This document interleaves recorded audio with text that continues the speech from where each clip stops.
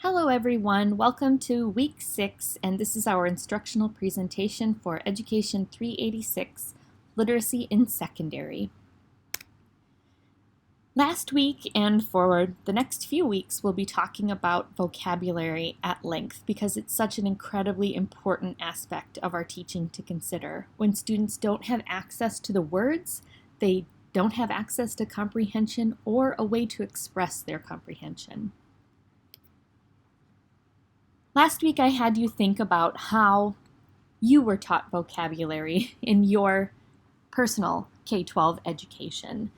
The reason I had you reflect on that is because we have a tendency as educators to default to the way that we were instructed. And often there are best practices that have evolved through research, and when we know better, we do better. But we have to recognize our roots and actively suppress some practices that we now agree are not the best practices, and make sure that we're making room to embrace maybe perhaps some better practices. This week, I'd like to introduce you to a note-taking strategy that I'd like you to use when taking notes and to think about using in your own classroom. This strategy is called Do More, Do Less. I'd like to see in your reflective journals this week a T-chart like this, where you can keep track of vocabulary strategies that research tells us we should do more of, and that those that we should try to avoid and do less of. To get you thinking, I have included this infographic for our discussion today. Last week we talked about different types of texts, and an infographic is one of those that we might have to introduce and explain to students. So for starters, I will point out the title, 10 Principles for Effective Vocabulary Instruction and 10 Things to Avoid.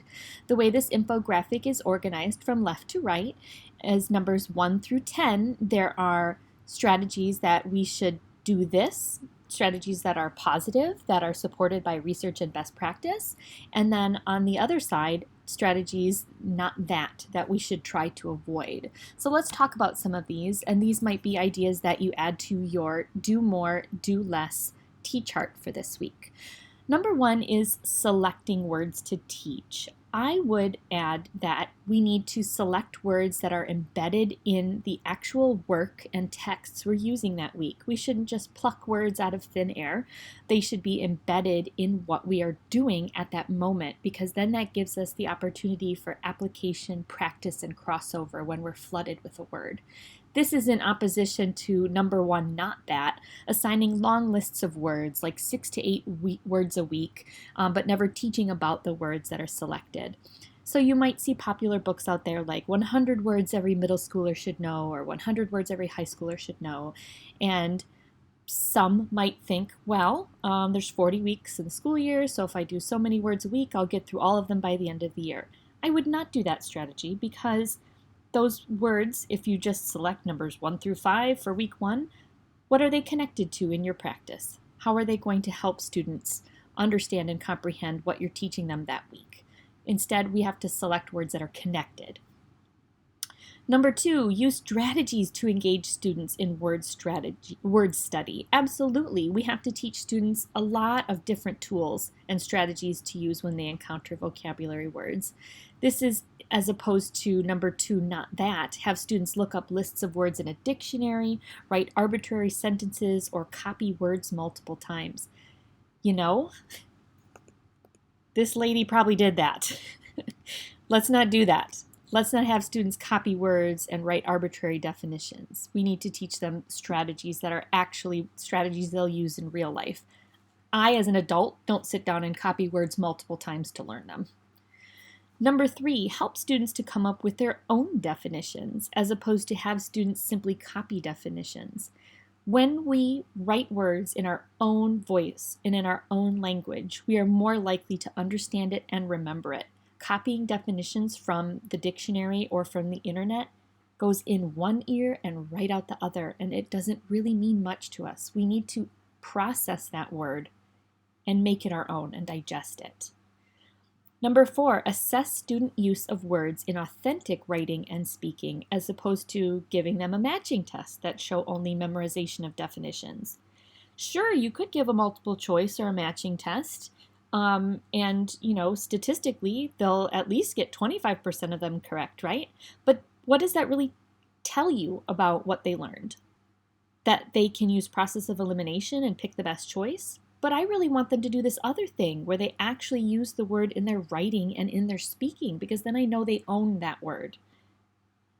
Number 5, teach students morphological strategies to figure out words they do not know in addition to context clue strategies. I just said the word morphological, and did that blow your mind a little bit, or do you know that word? Morphological means the parts of words that have meaning.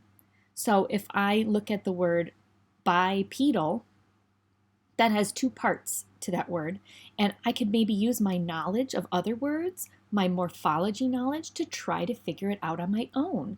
So bi, I know, means 2, right? Like bicycle. And pedal, well, I'm thinking like pedal for your foot, like podiatrist, ped means foot. So 2 foot. Bipedal means 2 foot. So a bipedal is something that walks on 2 feet.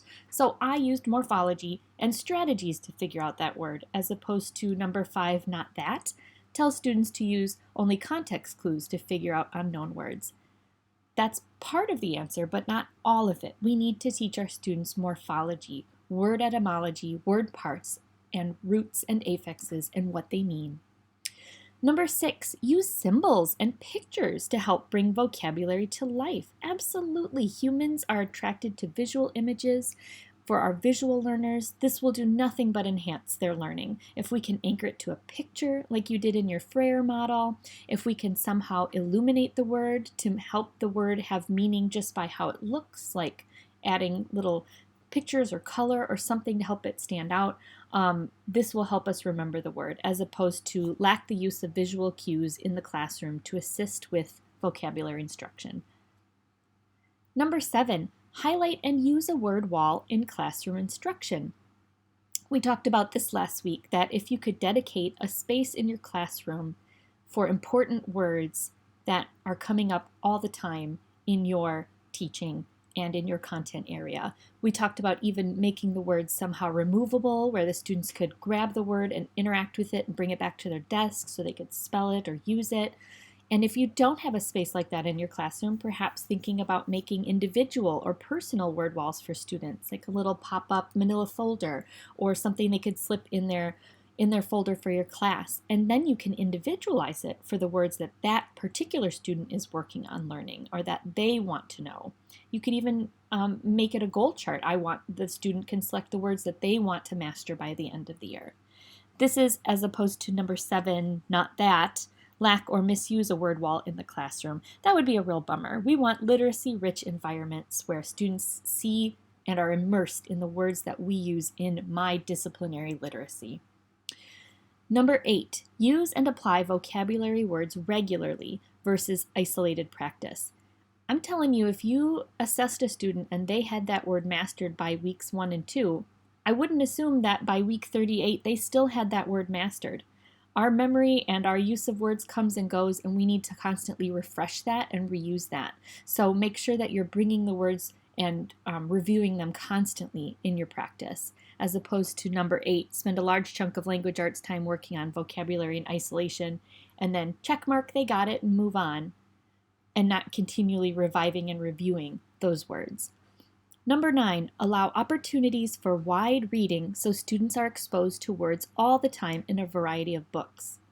Utilizing text sets in your classroom is going to do this. They're going to see that those words show up in every kind of text, from trade books and articles to podcasts and infographics and visuals and charts and graphs. We want to allow them wide reading opportunities in your discipline, as opposed to number 9, teach only whole class books texts with controlled vocabulary study.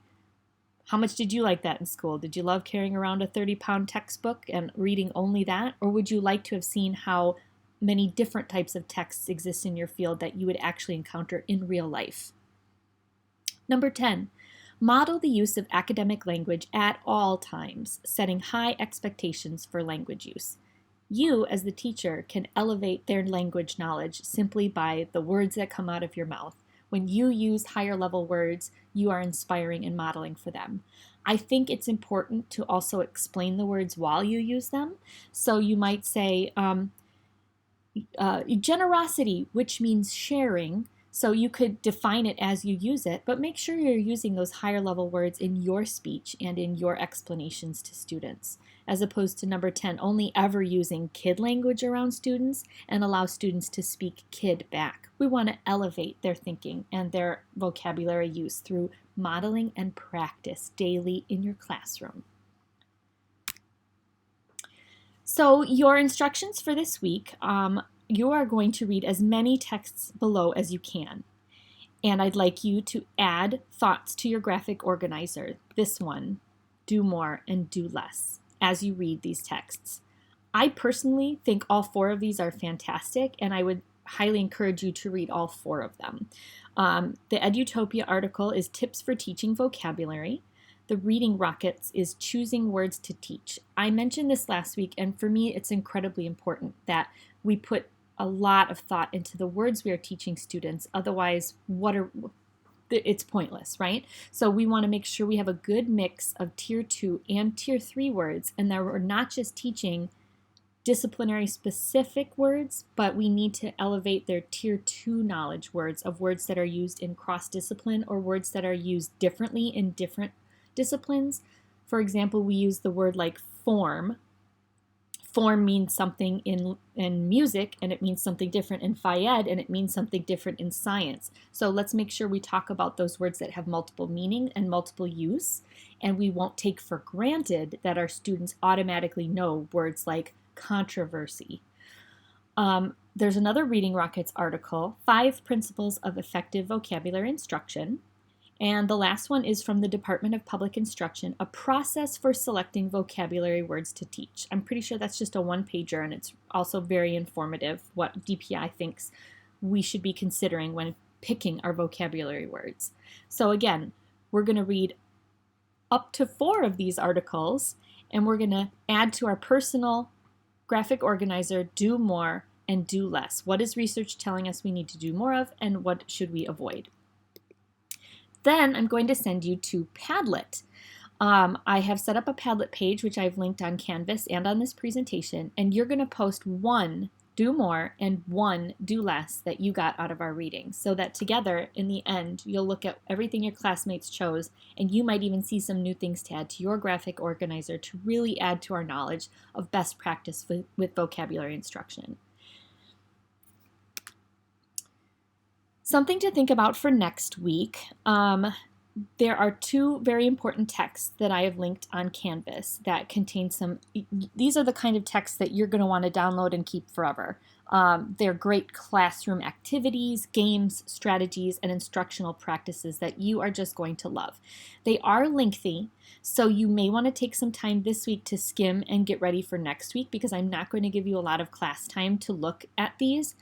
They are gold mines, and you will absolutely see some ideas here that you want to use for your classroom peer instructional project that you are doing with your small groups. So I would highly suggest looking through these and thinking about things that you could use to teach our class. And then for your reflective journal entry this week, please consider the following topics in addition to your T-chart of do more and do less.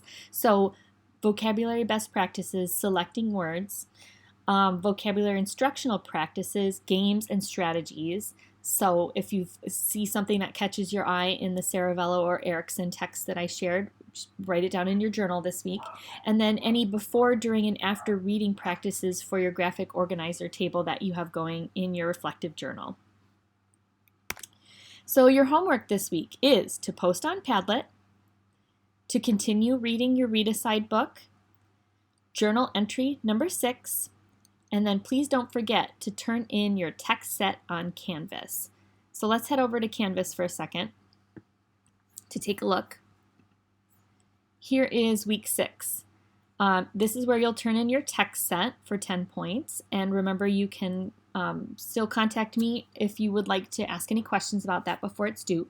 Here's the Padlet do more, do less. It looks like this, and you don't need an account, you don't have to sign in, you just hit the plus button And you can make sure to use your name, but you can add your point on both sides.